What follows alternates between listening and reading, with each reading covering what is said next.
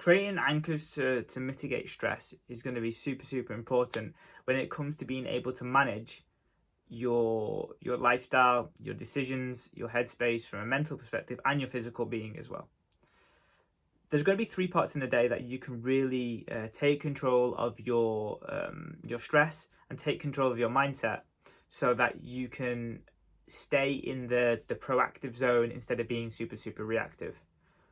You'll know as if you wake up out of bed startled from waking up late and then just get into your day super fast, you'll be almost chasing the day every single day. And a lot of people spend their lives doing that, running on a hamster wheel, getting up and just going. So the first part of the day that you can really take control and make sure everything is controlled and you have a stable base to work from is that morning time. Some people will spend that in the gym. Some people spend that at home. Some people will spend that just having quiet time on their own.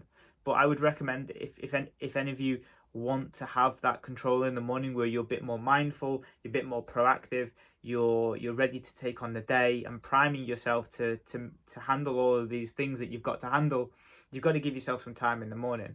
You know, the worst case scenario is you spend 5-10 minutes reading a book, reading something that you really enjoy, writing in a journal, listening to an audiobook, taking a walk outside, or training, or anything that you super enjoy that is for yourself.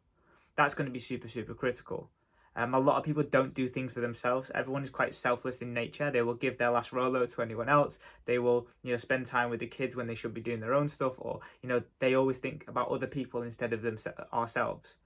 But we always have to give to ourselves first to be able to then give to other people. As they say on aeroplanes, it's like you have to put your own life jacket on before you put someone else's on, because you're at risk first and you can't help anybody if you're not in a great position.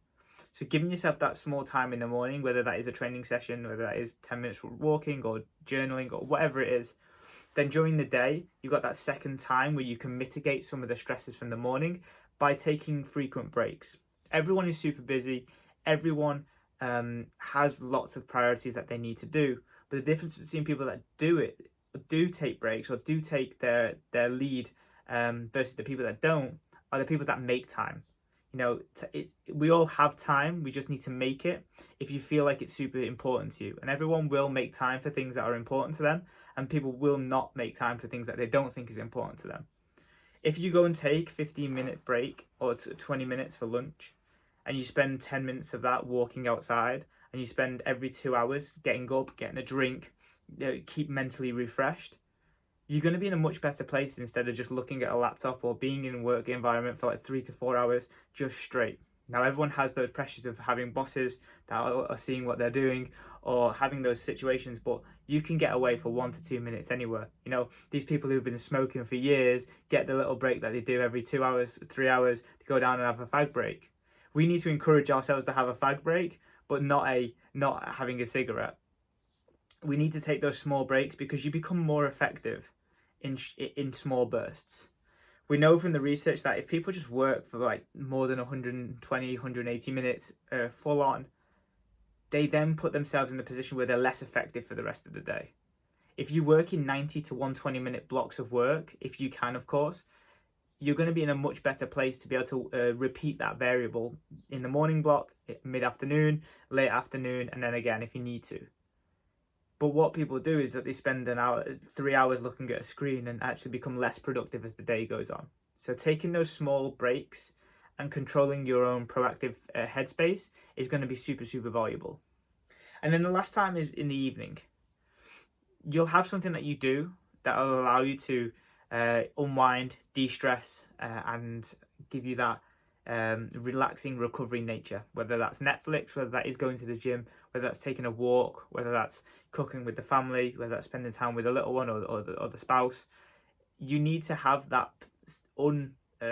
unsidetracked or undistracted time period to allow you to recover and recharge. The reason why those times are not probably working for you at the moment, or that they don't work for people, is because they're super distracted by other things, like the phone gets in the way.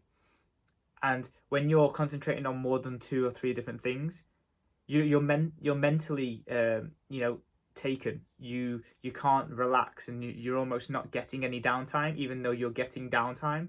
You physically get a downtime because you're sitting in front of the TV, but from a mental perspective, that's still going on in a hamster wheel, because you've got your phone beeping at you from notifications, you've got other people asking for you for your time, and then you've got to also then focus on the thing that you actually wanted to do. So what I would encourage is that whatever you do in those evening times, for yourself, for your family, for the people that you're around, take away the phone and take away that element of distraction, and you will actually get better recovery, better mindset, and a better headspace. But ultimately, those 3 times in a day are going to be needed for you to withstand and be more proactive in your days, so that you got better clarity on making decisions, and you don't get pent up and build up all those frustrations, and then take it out by eating lots of food or coping mechanisms of that sort. We can do a lot to help remove those coping mechanisms, but you also need to do your part on actually managing and mitigating your stress. That is something that is like progressive overload within the gym. You get better the better you get at managing it. And if you can become less stressed with the same or even more stress that's coming in on you, the ability to need a coping mechanism or need some outlet is going to be much less. So you can do it on both sides.